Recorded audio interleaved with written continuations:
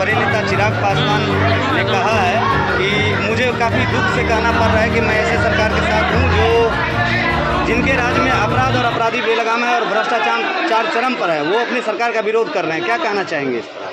सरकार का विरोध नहीं कर रहे, मैं उनके इस बयान का स्वागत करता हूँ और उन्होंने कई बार कहा है किसान जी बिहार के लिए कर रहे हैं, ये बहुत अच्छी बात है। उन्होंने पहले कई बार कह चुका है कि ऐसा नेता आया है जो बिहार के लिए, बिहारी के लिए। तो अभी जो आप पूरे बिहार में देख रहे हैं हत्या का दौर चल रहा है, पटना में हॉस्पिटल में हत्या कर दिया जाता है, सबसे बड़े व्यवसायी का हत्या कर दिया जाता है, रोड चौकिया में गोली चला के हत्या कर दिया जा रहा है। उन्होंने इसी बात पे कहा है कि और सब लोग जान रहा है कि मुख्यमंत्री बीमार हो चुके हैं, मुख्यमंत्री का कोई सूद नहीं चल रहा है और 4 भ्रष्ट ऑफिसर जो हैं पूरे बिहार को चला रहे हैं, इसलिए जनता का इतना बुरा हाल है। और क्राइम जो है बिहार में जंगल राज से ज़्यादा महाजंगल राज चल। आरजेडी के बड़े नेता ने सीधा आरोप लगाया है नीतीश कुमार की सरकार पर, कहा है जो 70,000 करोड़ का जो घोटाला है सीएजी का, उसमें वो फाइल दबा के रखे हुए हैं।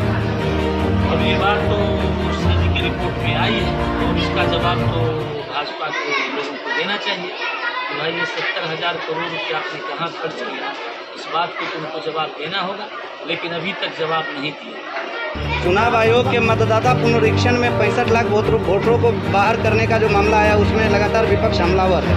एकदम सही, ये काम हम कहते हैं कि मैं आपका विरोध नहीं कर रहा हूँ, लेकिन इस काम करने के लिए 4 महीना पहले आपको आना चाहिए। आपने 1 महीने के अंदर जो मजदूर बाहर रह रहे हैं, जिनका आना जाना फोन पर कंपल्सरी, जो मुंबई रह रहे हैं, वो कैसे आके अपने प्राथमिकता को देंगे कि हमारा ये आधार है, ये जो वो 9 चीज़ मांग रहे हैं, तो वैसे आदमी तो छूट जाएंगे। बिहार बदलाव जनसभा के माध्यम से जो है हसनपुर विधानसभा के मतदाता को क्या संदेश आप देना चाहते हैं? हसनपुर के मतदाता को मैंने अपने भाषण में भी संदेश दिया है कि अच्छी शिक्षा और अच्छा बिहार, पलायन रुके, महिलाओं के हाथों में रोजगार मिले, महिलाओं को स्वयं अपने रोजगार करने के लिए जो हमारी नीति है कि 1 लाख से 2 लाख 4 लाख रुपये तक दे और 4 रुपया ही सालाना इंटरेस्ट ले, ये हम कहने आए हैं। दूसरा हसनपुर के लोगों को कहने आए हैं कि आतंक राज, क्रिमिनल राज से निकलना है तो जन स्वराज को थामना पड़ेगा। जन स्वराज के जो उम्मीदवार होंगे उनको जिताना होगा। एक बेहतर बिहार के लिए, एक सुंदर बिहार के लिए प्रशांत किशोर जी का हाथ मजबूत करना होगा। यही जनता से आज अपील हम किए हैं कि आज आप अपने बच्चे के भविष्य को देखिए। जो बच्चा आज आपके छोटे छोटे हैं, उसकी स्कूल की पढ़ाई की क्या व्यवस्था है, जो आपके पति हैं, भाई हैं, चचा हैं, जो बाहर रह रहे हैं, उनको किस तरह का कष्ट होता है, कैसे हिंदी भाषी होने पर मारपीट किया जाता है। इन सभी चीज़ से बचने के लिए अगर अच्छा बिहार बनाना है और इन सभी चीज़ से बचना है तो एक बार जन स्वराज को साथ देना होगा। स्कूल बैग के छाप पर अपना मत देकर, अपना ईवीएम पर बटन दबाकर सरकार बनाना होगा। यही आज जनता से राबड़ी आपके नेता प्रशांत किशोर पर बराबर आरोप लगाते हैं कि उनका जो बदला स्वभाव है उसमें लगातार पैसा खर्च करके बस से लोगों को बुलाया जाता है। इस पे क्या कुछ कहिएगा? उनका धरातल पे कुछ भी नहीं है, बाहर से लोगों को बुलाया जाता है। इसका तो जीता जागता एग्जाम्पल आप तमाम पत्रकार बंधु हैं। अभी इम्तियाज जी का यह सभा हुआ, न कोई बस है, न कोई ट्रक है, न कोई पैसा का लेन। सभी लोग आए हैं और सभी लोगों ने करीब 10 साल से, मैं उससे पहले नहीं कहूँ, लेकिन 10 साल से बिहार की जनता एक विकल्प खोज रही थी, लेकिन कोई मिल नहीं रहा था।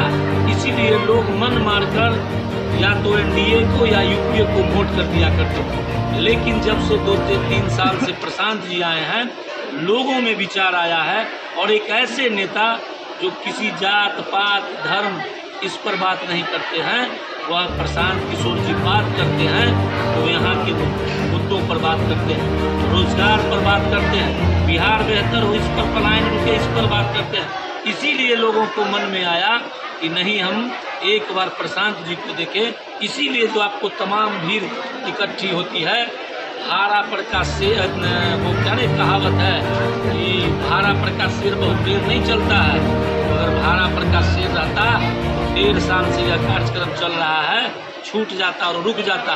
ये लगातार कार्यक्रम चल रहा है। किसी पार्टी में दम नहीं हुआ कि बरसात में कार्यक्रम करे, धूप में कार्यक्रम, जो गर्मी का समय था। लेकिन आपने देखा होगा गर्मी के समय में भी जन स्वराज पार्टी का कार्यक्रम चलते रहा बिहार में, ठंडा में भी चलते रहा, बरसात में भी चलते रहा। और जनता, आपको एक एग्जाम्पल बताते हैं, अभी कुछ दिन पहले मधुबनी में कार्यक्रम हो रहा था, पूरा बारिश आया, टेंट उजड़ गया, लेकिन प्रधान जी आए और उतना ही पब्लिक रुका रहा। अगर भारे का लोग रहता तो वो सब लोग चल जाते, तो रुकते नहीं। राबड़ी देवी ने डिप्टी सीएम पर आरोप लगाया, कहा है कि वो पहले लड़की छेड़ते थे। और वहीं जदयू के जो एक नेता हैं, उन्होंने सीधा तेज प्रताप यादव को छेड़खानी के मामले में आरोपित बताया है। इस पर हम कुछ नहीं कहना चाहते हैं किसी के जिंदगी पे। हम पॉलिटिकल और राजनीतिक बातें हमारी पार्टी करती है, और वो लोग आरोप लगावे, इतना नीचे सोच के राजनीति न हमारे पार्टी के नेता करते हैं न हमारे कार्यकर्ता। लगातार आप लोग विधानसभा क्षेत्र का दौरा कर रहे हैं और यहाँ पे सभा कर रहे हैं, आप लोग लगातार लोगों से मिल रहे हैं, उनका समस्या जान रहे हैं। क्या लग रहा है आने वाले इस 25 के चुनाव में, विधानसभा चुनाव में कितना सीट जनसुराज ला सकती है? ये जातीय समीकरण को कैसे खत्म कीजिएगा? 150 से ऊपर सीट जीतेंगे, पूर्ण बहुमत की सरकार बनाएंगे। आप जाकर पूछना है तो नौजवानों से पूछिए कि प्रशांत का लोकप्रियता जो है वो सर पर चढ़ के बोल रहा है। और यह लोकप्रियता इसलिए है कि हर रोजगार जिसको चाहिए, जो लड़का 10th और इंटर करता है, उसके बाद उसको अगर रोजगार नहीं मिलता है तो पंजाब और दिल्ली जाना पड़ता है, हरियाणा, गुजरात, सूरत जाना पड़ता है। और उसके दिल पर क्या बीतता है जब शादी हो जाता है, और शादी में जब होने के बाद फिर कमाने के लिए बाहर जाना पड़ता है, और वहाँ क्या कष्ट होता है। इस सभी चीज़ को देखकर प्रशांत जी ने जो एक नया रास्ता दिखाया है कि रोजगार भी यहीं देंगे, बेहतर शिक्षा देंगे, किसानों की भी व्यवस्था देंगे। इसलिए इस बार 150 तो आना ही है, पूर्ण बहुमत की सरकार। आरजेडी के बक्सर से जो विधायक है, उन्होंने सीधा कहा है कि इस बार विधानसभा चुनाव में जनसुराज की जमानत जब्त हो जाएगी। ये तो आने वाला समय उनको बता देगा कि क्या नंबर पर रहेंगे। वो जो जीवन भर लूटपाट और अपहरण और हत्या करके राजनीति किए, एक परिवारवाद है कि घर में ही मंत्री, बेटा मंत्री, भाई मंत्री, माँ मंत्री, पिता मंत्री, वैसे परिवारवाद को अब यहाँ की जनता देखना नहीं चाहती है। अब यहाँ जनता चाहती है कि मेरा बेटा कैसे जाए, मेरे घर का भाई कैसे उसको रोजगार मिले। अब बात रोजगार पलायन और मुद्दे पर होती है, अब जात पात पे नहीं होती है। आपने देखा ये सभी चीज़ को तोड़ दिए हैं उस आदमी का नाम प्रशांत किशोर।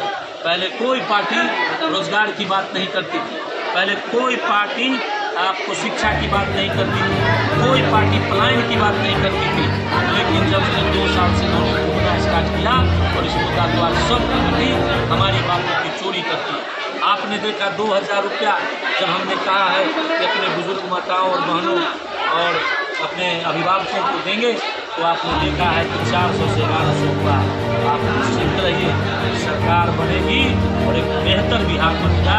इसकी कल्पना करने के लिए प्रशांत किशोर सब कुछ छोड़कर बिहार जो बीजेपी से बार कर रहे थे कि बिजली फ्री में नहीं देंगे बिहार वासियों को, और फिर दावा देकर जो है फिर बिहार में जो है बिजली की समस्या बढ़ा दी। इस पर आपका क्या राय है?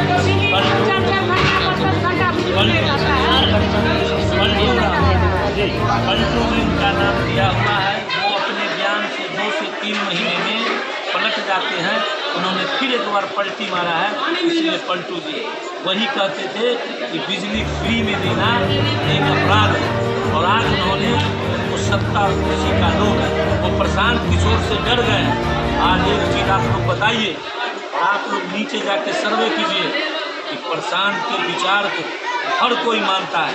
और एक चीज़ और आपको मीडिया बंधु को कहना चाहेंगे, प्रशांत जी पर आज तक किसी ने जनता का सवाल उठाया बताइए? आप लोग जानते हैं किसी ने जनता ने कुछ कहा है? किसी ने कुछ नहीं कहा। कानून मुद्दा है, जो एक सही मुद्दा है, उसकी चर्चा उन्होंने किया है।